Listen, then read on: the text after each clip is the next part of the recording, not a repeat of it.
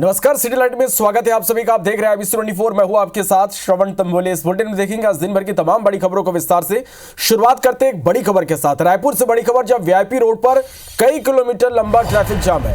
लगभग 1.5 घंटे से एक ही जगह पर यहां ट्रैफिक जमा हुआ है। सैकड़ों गाड़ियां ट्रैफिक जाम में फंसी हुई हैं। अब लोग कार छोड़कर पैदल चलने को मजबूर हैं। तो ये इस वक्त की बड़ी खबर आप तक पहुंचा रहा राजधानी रायपुर से, जहां VIP रोड तस्वीरें भी हम आप तक पहुंचा। लंबा ट्रैफिक जाम यहां पर लगा हुआ है।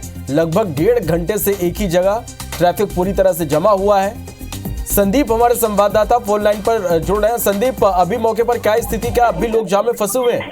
देखिए, बिल्कुल अभी भी स्थिति सुधरी नहीं है और आपको बता दें कि लगभग 2 घंटा हो चुका है और तेलीबांधा से लेके VIP चौक तक और राम मंदिर वाली रोड में आगे एयरपोर्ट रोड पर लगभग 1.5 से 2 किलोमीटर जाम है और कोई भी गाड़ी अभी आधे घंटे से हिली भी नहीं है। और स्थिति ये है कि एक्चुअली शादियां हैं, दर्जनों शादियां और पूरे तमाम मैरिज पैलेसेस यहीं पर है, इसी रोड पर हैं और लोग मजबूर हैं। लोग गाड़ियां छोड़कर पैदल निकल रहे हैं, सड़क के किनारे गाड़ी खड़े कर रहे हैं। और सबसे बड़ी बात, तेलीबांधा इलाके में पुलिस की कॉम्बिंग का स्थिति बताई गई थी और उसके लगे हुए बगल के इलाके में बताइए ये स्थिति है। तो लगभग 3 से 4 किलोमीटर तेलीबांधा चौक से लेके एयरपोर्ट रोड तक हर जगह जाम की स्थिति है। कोई भी गाड़ी अपनी जगह से हिल तक नहीं रही है। बहुत बुरी स्थिति है और लगता है कि जो लोग शादियों में फंसे हैं वो 2 घंटे से पहले यहाँ निकल नहीं पाएंगे। तो ये जो बारात आई है, वैवाहिक कार्यक्रम चल रहे थे, यहाँ जो लोग हैं, यहाँ जो पहुंच चुके हैं, उनके लिए कहीं ना कहीं मुसीबत का कारण है। जो लोग अभी वर्तमान मैरिज पैलेसेस में हैं वो कम से कम 2 घंटे के पहले यहाँ से निकल नहीं पाएंगे, ऐसी स्थिति लग रही है। और फिलहाल अभी हम खुद यहाँ का पूरा निरीक्षण किया। यहाँ पुलिस का कोई जवान मौके पर दिखाई नहीं दे रहा है। पूरा जो अनियंत्रित रूप से ट्रैफिक चल रहा है और कोई इसे नियंत्रित करने वाला नहीं है। जी, निश्चित रूप से संदीप, तस्वीरें भी हम दर्शकों तक पहुंचा रहे हैं। देखिए किस तरह से VIP रोड की ये तस्वीरें हैं, जहां पर घंटों से लंबा जाम लगा हुआ है। जिस तरह से हमारे संवाददाता संदीप बता रहे हैं कि यहाँ पर गाड़ियाँ एक ही जगह पर जमी हुई है। और सबसे बड़ी बात, जिस तरह से संदीप आप बता रहे हैं कि लगभग कई घंटे यहाँ पर हो गए, 1.5 घंटे से लोग यहाँ पर फंसे हुए हैं। ट्रैफिक का जवान मौके पर कोई मौजूद नहीं है। यातायात व्यवस्था को बहाल करने का कोई भी नजर नहीं आ रहा है यहाँ पर। देखिए, जो VIP रोड है उसकी सर्विस रोड है, उसके दोनों तरफ जो मैरिज पैलेस है और सबसे बड़ी बात है कि नियमों का उल्लंघन करके गाड़ियां सड़क पे लगा दी गई हैं और बार बार कलेक्टर निर्देश देते हैं कि क्षमता से ज्यादा जो है आयोजन यहाँ पर करना नहीं है, लेकिन 4,000-5,000 भीड़ जो है एक ही जगह पर बुला ली जाती है। और सबसे बड़ी बात, कोई ट्रैफिक का जवान यहाँ पर दिखाई तो नहीं दे रहा है, क्योंकि वो करेगा भी क्या। अगर जवान आ भी जाएंगे तो इतनी ज्यादा संख्या है गाड़ियों की कि निकलने में 1.5 से 2 घंटा लगेगा। तो पूरी जो जिनका वैवाहिक कार्यक्रम है, जिनका बारात नहीं पहुंची है, उनका तो और भी बुरी स्थिति है। तो पुलिस अभी हमने जैसे बताया कि कॉम्बी गश्त पर तेलीबांधा इलाके में, तो उम्मीद करते हैं कि पुलिस को सूचना मिली होगी, लेकिन उसका असर इस इलाके में दिखाई नहीं दे रहा है। सबसे बड़ा चिंता, वैवाहिक कार्यक्रम में जो लोग फंसे हैं वो घर निकलना चाह रहे हैं, लेकिन ऐसी स्थिति नहीं बन रही है कि 1 से 1.5 घंटे के पहले वो यहाँ से बाहर निकल पाए। अगर कोई कार में सवार भी होता है तो उसी जगह पर वो 1 से 1.5 घंटे तक फंसा रहेगा। जी, चलिए, आप नजर बना के रखिएगा, देखते हैं कि कब तक यातायात व्यवस्था यहाँ पर बहाल हो पाती है। शुक्रिया पूरी जानकारी के लिए। बढ़ते आगे, मध्य प्रदेश के पूर्व मुख्यमंत्री कमलनाथ के बीजेपी में जाने की अटकलों के बीच सियासी बयानबाजी जोरों पर है। पहले उनके करीबी सज्जन सिंह वर्मा ने भाजपा में जाने की खबरों को गलत बताया। इसके बाद देर शाम प्रदेश कांग्रेस अध्यक्ष जीतू पटवारी ने कमलनाथ से फोन पर बात की। उन्होंने कहा कि सोशल मीडिया पर कुचक्र चलाकर कमलनाथ के खिलाफ यहां पर कॉन्स्पिरेसी फैलाई जा रही है। मीडिया में जो बातें चल रही हैं वह सब भ्रम है। जीतू ने कहा कि कमलनाथ समय आने पर सामने आएंगे। वहीं दूसरी ओर जबलपुर पहुंचे AICC के SC विभाग के चेयरमैन राजेश लोटिया ने भी कमलनाथ की कांग्रेस छोड़ने वाली खबर को अफवाह करार दिया। बता दें कि कमलनाथ और उनके बेटे सांसद नकुल नाथ ने भाजपा में जाने के कयास उनके लगाए जा रहे हैं। वे शनिवार से दिल्ली में हैं।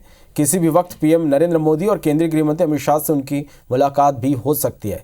MP के कुछ कांग्रेस विधायक भी पार्टी छोड़ सकते हैं। हालांकि कांग्रेस के नेता इसे केवल अफवाह बताने में जुटे हैं। खबर यह भी कि कांग्रेस आलाकमान और गांधी परिवार के सदस्य कमलनाथ को मनाने में जुटे हुए हैं।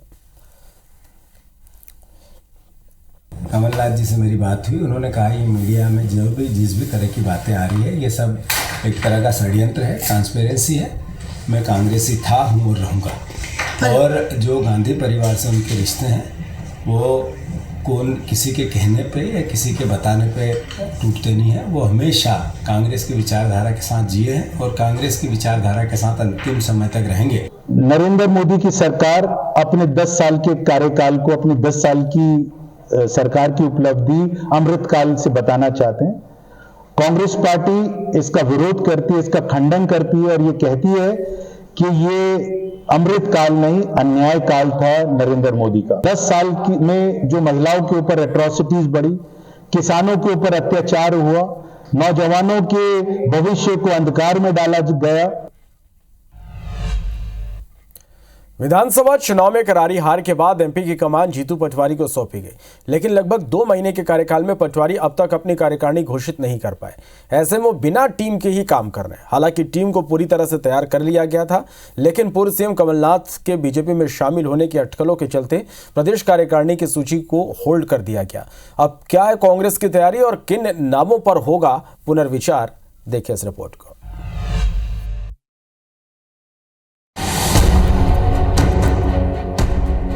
मध्य प्रदेश कांग्रेस में मची भगदड़ के बीच नई कार्यकारिणी की सूची को होल्ड कर दिया गया है। कांग्रेस ने कार्यकारिणी की सूची तैयार कर ली थी और जल्द ही घोषित करने की तैयारी पार्टी ने की थी, लेकिन पूर्व सीएम कमलनाथ के बीजेपी में जाने की खबर के बाद कांग्रेस ने वेट एंड वॉच की स्थिति में रहने का निर्णय लिया है। ऐसे में अब पार्टी एक बार फिर से सूची में शामिल नामों पर पुनर्विचार कर रही है और कमलनाथ के समर्थक नेताओं से किनारा भी किया जा सकता है। कांग्रेस का कहना है कि एमपी कांग्रेस की सूची सभी नेताओं की सहमति से तैयार कर ली गई थी। कुछ कारणों के चलते इसे घोषित नहीं किया गया है, लेकिन एक बार फिर पुनर्विचार के बाद जल्द ही नई कार्यकारिणी घोषित की जाएगी। फिलहाल पार्टी वर्तमान की स्थितियों का मूल्यांकन कर रही है। वहीं बीजेपी का कहना है कि कांग्रेस की परिस्थितियों में लगातार बदलाव हो रहा है। बड़े बड़े नेता पार्टी को अलविदा कह रहे हैं। ऐसे में कांग्रेस के पास लोग ही नहीं बचे जो पार्टी के लिए काम कर सके, इसीलिए अब नई कार्यकारिणी घोषित नहीं हो पाई है। सूची जो बनकर आएगी नई कार्यकारिणी की, तो उसमें आप देखेंगे उसमें सभी का समावेश होगा, सभी की मर्जी से होगा, सभी की सहमति से होगा और वही व्यक्ति रहेगा जो असल में जो कांग्रेस के विचारधारा को अपने दिल में, अपने दिमाग में रखता है, कांग्रेस पार्टी को मजबूत करने के लिए काम करता है, ना कि किसी व्यक्ति विशेष के लिए। कि कोई कांग्रेस में पद लेना नहीं चाहता, कोई जुड़ना नहीं चाहता, कांग्रेस खाली हो चुकी है, भगदड़ मची हुई है। शायद इसी कारण कार्यकारिणी बनने में देर हो रही, क्योंकि जिसको पद दे दें कल से वो पार्टी छोड़ के चले जाए और कोई पद लेना भी नहीं चाहता, कोई जवाबदारी लेना नहीं चाहता। फिलहाल कांग्रेस में मची भगदड़ और उठापटक से पार्टी की रणनीतिक तैयारी की धार कमजोर होती दिखाई दे रही है।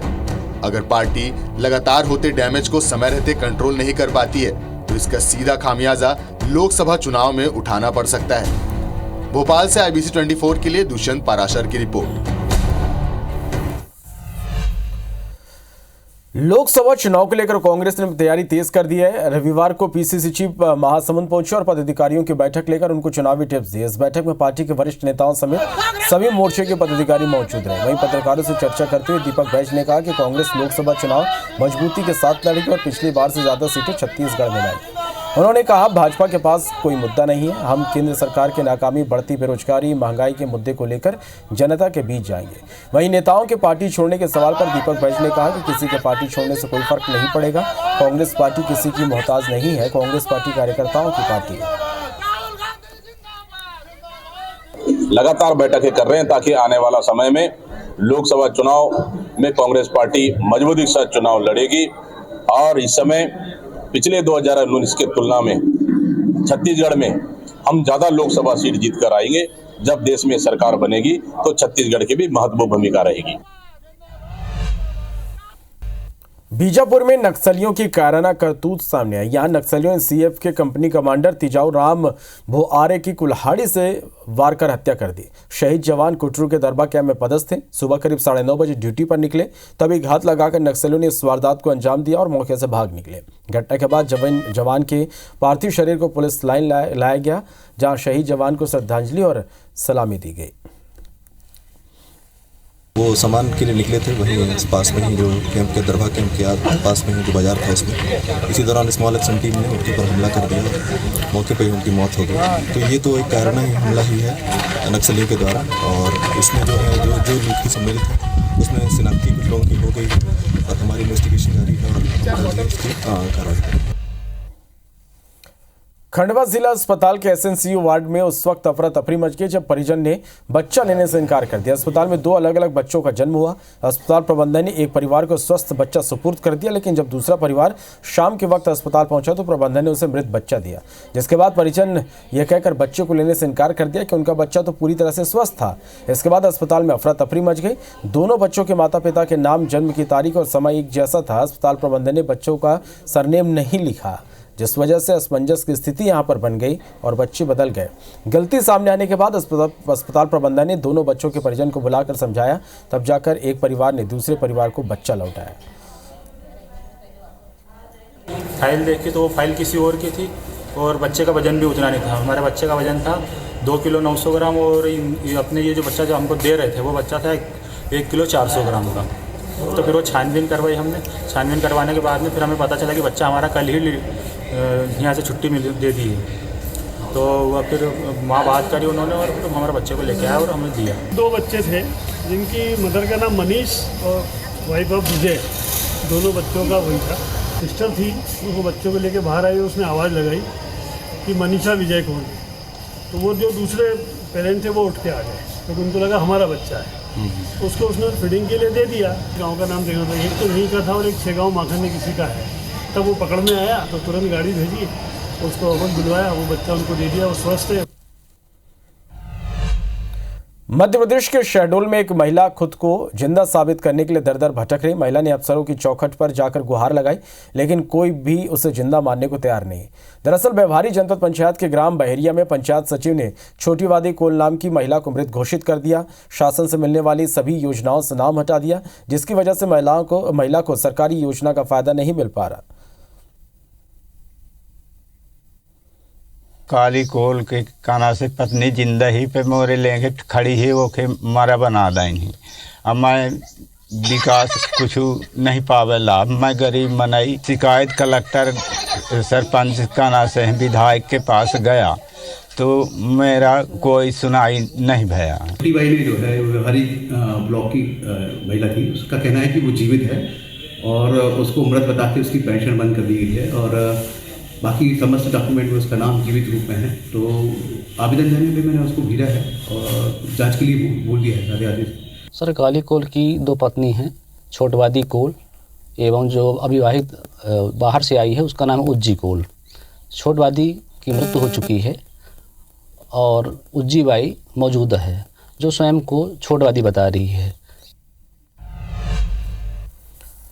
आज़ादी के 75 वर्ष बाद भी कोंडागांव जिले के कई गांव आज भी विकास की राह ताक रहे हैं। जिले में 1-2 नहीं बल्कि 22 ऐसे स्कूल हैं जो बिना भवन के पेड़ के नीचे संचालित हो रहे हैं, तो वहीं कई स्कूलों को शिक्षकों का इंतजार है। देखिए रिपोर्ट।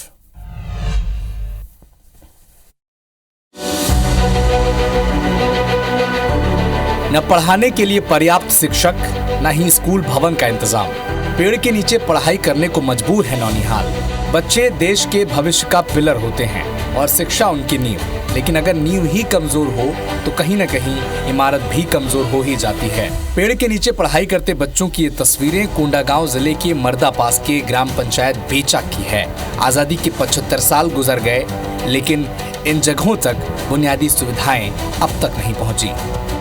पेड़ के नीचे बच्चों की शिक्षा का कार्य हो रहा है, क्योंकि इस स्कूल के लिए आज तक भवन की स्वीकृति नहीं हो पाई है।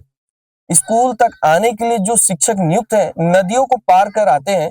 2 नदी रास्ते में पड़ता है, जिसके बहाव को पार करते हुए शिक्षक यहाँ शिक्षा का अलाप जलाने के लिए पहुंचते हैं।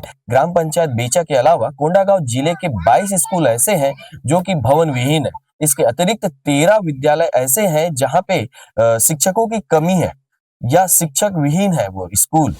कुछ साल पहले तक इस इलाके में लाल आतंक काफी हद तक हावी था और इसी वजह से विकास की छांव यहाँ तक नहीं पहुँच पाई। लेकिन वक्त के साथ इलाके से नक्सलियों की पकड़ तो ढीली पड़ गई, लेकिन बदहाली की बेड़ियां अब तक किस गांव में जस के तस जकड़े हुए हैं। बहुत पहले से है सर, जहाँ से मेरी पोस्टिंग हुई उससे पहले से है, क्योंकि यहाँ भवन का स्वीकृत नहीं हो पाया है। इसी कारण सर बच्चों को यहाँ पेड़ के नीचे बैठकर अध्यापन कार्य कराना पड़ रहा है। सिर्फ बेचा गांव ही नहीं बल्कि जिले के 22 स्कूल भवन और 13 स्कूल शिक्षकों की राह ताक रहे हैं। कोंडागांव जिले में कुल मिलाकर 1200 टीचर्स की कमी है। जब हमने इस विषय पर जिला शिक्षा अधिकारी से सवाल किया तो वो क्या कह रहे हैं, आप भी सुने।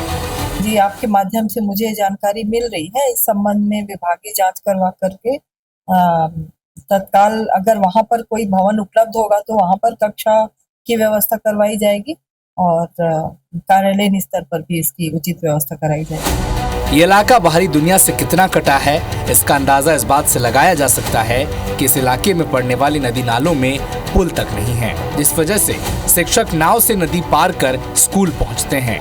कई बार तो बरसात के दिनों में नाव पलटने की घटना भी हो चुकी है।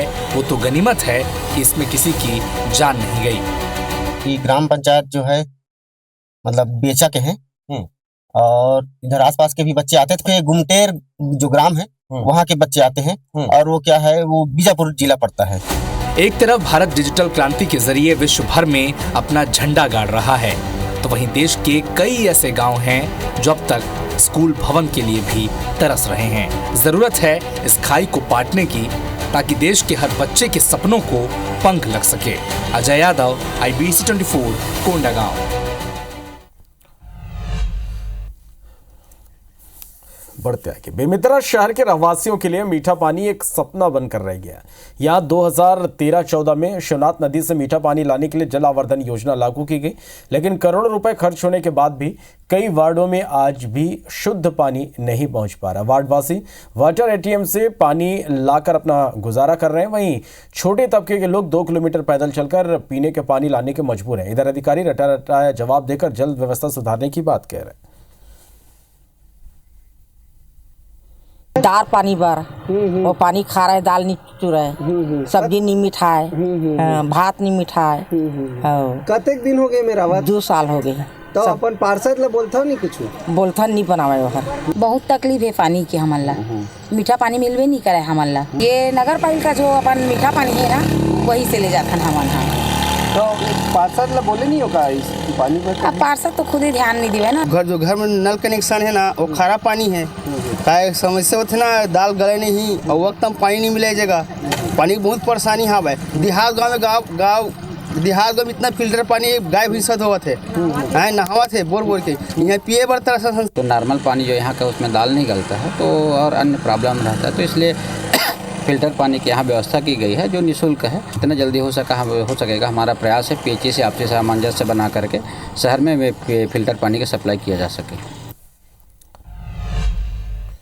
मध्य प्रदेश में गिद्धों की गणना के पहले चरण का कार्य शुरू हो गया। 16 से 18 फरवरी तक चलने वाली इस गणना में रायसेन वन मंडल के पूर्व पश्चिम वन विभाग की अलग अलग टीमों ने गिद्धों की गिनती की जा रही है। वहीं रायसेन जिले का एक ऐसा गांव है जो गिद्धों के नाम से जाना जाता है। इस गांव का नाम है गिद्धगढ़। यहाँ पर बरसों पहले बड़ी संख्या में गिद्धों का वास हुआ करता था, इस कारण इस गाँव का नाम गिद्धगढ़ पड़ गया। गिद्धगढ़ का नाम इसलिए रखा गया कि जहाँ पे गिद्धगढ़ जो गिद्धड़ है, गिद्धराज महाराज जो बहुत पहले संख्या में तादाद थे, और ये पहाड़ जो गांव से लगा हुआ है, गुफा मंदिर है, उसके ऊपर हम देखते हैं जाते हैं तो वहाँ पे अभी भी उनके चिन्ह और उनकी मतलब प्रजाति जो है गिद्धड़ों की वो अभी भी मिलती है और अभी भी है वर्तमान में। 3 दिन गिद्धों की गणना की जा रही है, जिसमें सुबह सुबह स्टाफ सभी क्षेत्रों में वन क्षेत्रों के बाहर जहाँ पे भी गिद्ध पाए जाते हैं उन स्थलों पे जाता है और वहाँ पे कितने वयस्क और अवयस्क और कौन कौन से प्रजाति के गिद्ध हैं उनका डेटा कलेक्ट किया जाता है। 3 प्रजाति के गिद्ध यहाँ पे पाए गए हैं और 226 कुल संख्या प्राप्त हुई है। परीक्षाओं के संचालन और परिणामों के साथ ही डिग्रियां देने में लेट लतीफी के लिए बदनाम जबलपुर का रानी दुर्गावती विश्वविद्यालय को खजाने की फिक्र सताने लगी। यही वजह कि रानी दुर्गावती विश्वविद्यालय प्रबंधन ने कॉलेजों में संचालित पाठ्यक्रमों का संबद्धता एप्लीकेशन शुल्क और नवीनीकरण शुल्क तय कर दिया। यह फीस पाठ्यक्रमों और सीटों के अनुसार 40,000 से 2 लाख रुपए सालाना तक है। विश्वविद्यालय प्रबंधन ने साफ किया कि उन्हीं कॉलेजों को पाठ्यक्रम संचालन और अप्रूवल दिया जाएगा जो तय की गई फीस का भुगतान करेंगे। 2 सैकड़ा कॉलेज इस दायरे में आएंगे। उदाहरण के लिए अगर किसी कॉलेज में किसी पाठ्यक्रम के लिए 60 से 100 सीटें हैं तो उसे उसके अनुसार फीस देना होगा, चाहे एडमिशन कम हो या ज़्यादा। ऐसे में सबसे ज़्यादा मुश्किल छोटे कॉलेजों को होने वाली है। ऐसे में कॉलेज के प्रबंधन छात्रों की जेब से फीस की भरपाई करेंगे।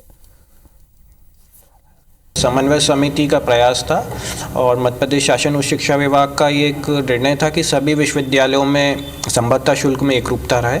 इसके लिए समन्वय समिति द्वारा एक समिति का निर्माण किया गया था जिसने सभी विश्वविद्यालयों के लिए एक संबद्धता शुल्क का निर्धारण करा है, जिसे समन्वय समिति की निर्देशानुसार हम सभी विश्वविद्यालय लागू करेंगे।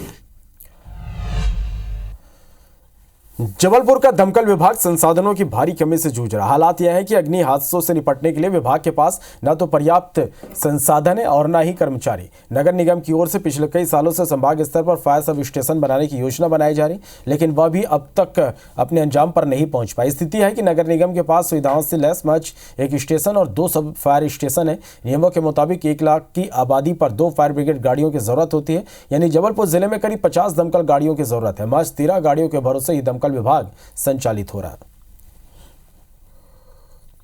महापौर जी अब साथ में बैठ के उनके और जहां जरूरत पड़ेगी हम विधायक निधि से पैसा भी देंगे और कोशिश ये करेंगे कि कम से कम 4 जोनों में तो कम से कम 4 स्थानों पे तो अलग अलग फायर सब स्टेशन बने। ऐसे क्षेत्रों में जो यदि कोई दुर्घटना होती है, ऐसे में फायर वाहन को पहुंचने में काफ़ी ट्रैफिक का सामना करते हुए जाना पड़ता है। ऐसे में समय भी हो जाता है, कभी कभी दुर्घटना बड़ा स्वरूप ले लेती है जब तक कि टीम पहुंचती है। इसीलिए सब स्टेशन बनाया जाना काफ़ी आवश्यक है। अपनी डिफेंस फैक्ट्रियां हैं, वहाँ पे मिसाइल्स हैं, बहुत एमिनेशंस है, कभी भी बड़ा हादसा हो सकता है, तो हर जोन में एक फायर स्टेशन होना ही चाहिए। ड्यूटी प्रशासन की है कि यहाँ पे तो फायर स्टेशन बढ़ाएं, है ना। फायर स्टेशन एक ही है यहाँ पे शहर में और पहुँचने में लगता है 15 मिनट 20 मिनट, उतनी देर में हादसा हो जाता है। उज्जैन के जंतर मंतर पर एक अनोखी वैदिक घड़ी लगाई जाएगी। इलाके के लिए आईआईटी के छात्रों ने एक सॉफ्टवेयर तैयार किया जिसके जरिए इस घड़ी में अंग्रेजी समय के साथ साथ वैदिक समय की भी जानकारी मिलेगी। ठेकेदार मुकेश गंगवाल ने बताया कि इस घड़ी में हिंदू धर्म के अनुसार तिथि पर्व की भी जानकारी लोगों को मिलेगी। ये वैदिक घड़ी का निर्माण कार्य है। यहाँ वैदिक घड़ी लगेगी जो विश्व में अपने आप में एक पहली घड़ी होगी, जिसमें इंग्लिश समय के अलावा आपके जो भारतीय पंचांग के अनुसार है तिथि वगैरह वो सब भी इसमें प्रदर्शित होंगी समय समय पर। इलेक्ट्रॉनिक घड़ी है, इसका जो सॉफ्टवेयर है वो आईआईटी वालों ने डेवलप करा है। जैन मुनि आचार्य विद्यासागर महाराज ब्रह्मलीन हो गए। जैन मुनि आचार्य श्री विद्यासागर महाराज का शरीर रविवार को पंचतत्व में विलीन हो गया। राजनांदगांव जिले के डोंगरगढ़ के चंद्रगिरी में शनिवार की रात उन्होंने समाधि ली। आचार्य श्री के अंतिम दर्शन करने के लिए छत्तीसगढ़ के अलावा महाराष्ट्र, मध्य प्रदेश, उड़ीसा समेत देश भर से लगभग 20 से 25 हजार लोग पहुंचे। मध्य प्रदेश के कैबिनेट मंत्री चैतन्य कुमार कश्यप, दुर्ग के पूर्व विधायक अरुण विराज, दुर्ग महापौर धीरज पाकलीवाल भी समाधि स्थल पहुंचकर आशीर्वाद दिया। मंत्री चैतन्य कुमार कश्यप ने कहा कि आचार्य विद्यासागर जी का जाना पूरे विश्व के लिए क्षति है। हम सभी उनके बताए आदर्शों और मार्ग का अनुसरण करें। विद्यासागर जी महाराज का देवलोक गमन जैन समाज के साथ भारतीय संस्कृति के एक ऐसे तपस्वी और मनस्वी व्यक्तित्व का हमारे बीच से जाना हुआ है, जिन्होंने अपने चिंतन मनन त्याग तपस्या से भारतीय संस्कृति को समृद्ध किया है। 2:30 बजे आचार्य श्री नमोकार बोलते हुए, नमोकार मंत्र बोलते हुए, एकदम किसी भी विकल्प को नहीं रखते हुए शांत मुद्रा के साथ में नमोकार बोलते हुए उनका समाधि वरण हुआ। मुनिराज आचार्य भगवान जो हमारे मोक्ष की ओर प्रस्थान कर गए हैं, उनको शांतिलाल जी मोता जो संस्थापक अध्यक्ष है, उनके प्रतिनिधि के रूप में उनको भावभीनी आदरांजलि श्रद्धांजलि व्यक्त करता हूँ। श्री के दर्शन किए, बेहद दुख लगा, लेकिन मेरी बहुत बड़ी दवाई थी गुरुजी। ये आज के हमने सुना था कि भगवान महावीर भी होते हैं, लेकिन हमने भगवान महावीर को आज वर्तमान समय में वर्तमान के महावीर को देखा है। और वर्तमान महावीर को देखने की छवि आज इतना दुखमय हुआ है कि अब इसकी कल्पना नहीं की जा सकती। ये बहुत बड़ी क्षति है जो पूरी हो नहीं सकती। हाँ, लेकिन ये है कि वो आज भी हमारे बीच में 21वीं सदी के महान आचार्य जो थे उनको खोया है और उससे समाज की तो बहुत बड़ी क्षति हुई है। मुनि संघ भी बहुत क्षति में है। चंडीगढ़ मेयर ने इस्तीफा दे दिया। मनोज सोनकर ने इस्तीफा दिया। यह बड़ी खबर है इस वक्त। चंडीगढ़ में आपको एक बड़ा झटका लगा है। 3 पार्षद बीजेपी में शामिल हुए। कल सुप्रीम कोर्ट में मेयर चुनाव पर सुनवाई होगी। तो ये इस वक्त की बड़ी खबर है। चंडीगढ़ से मेयर ने इस्तीफा दे दिया। मनोज सोनकर ने इस्तीफा दिया है। चंडीगढ़ में आपको एक बड़ा झटका लगा है। 3 पार्षद बीजेपी में शामिल हुए। कल सुप्रीम कोर्ट में मेयर चुनाव पर सुनवाई होनी है।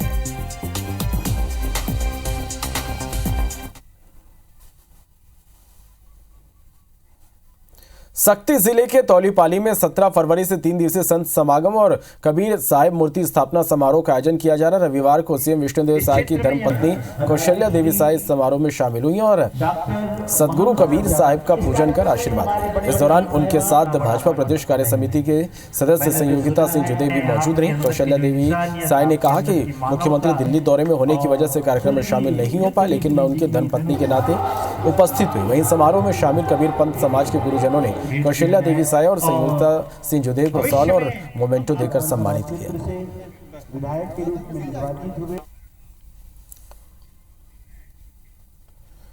इसी के साथ फिलहाल इस बुलेटिन में इतना ही। नमस्कार।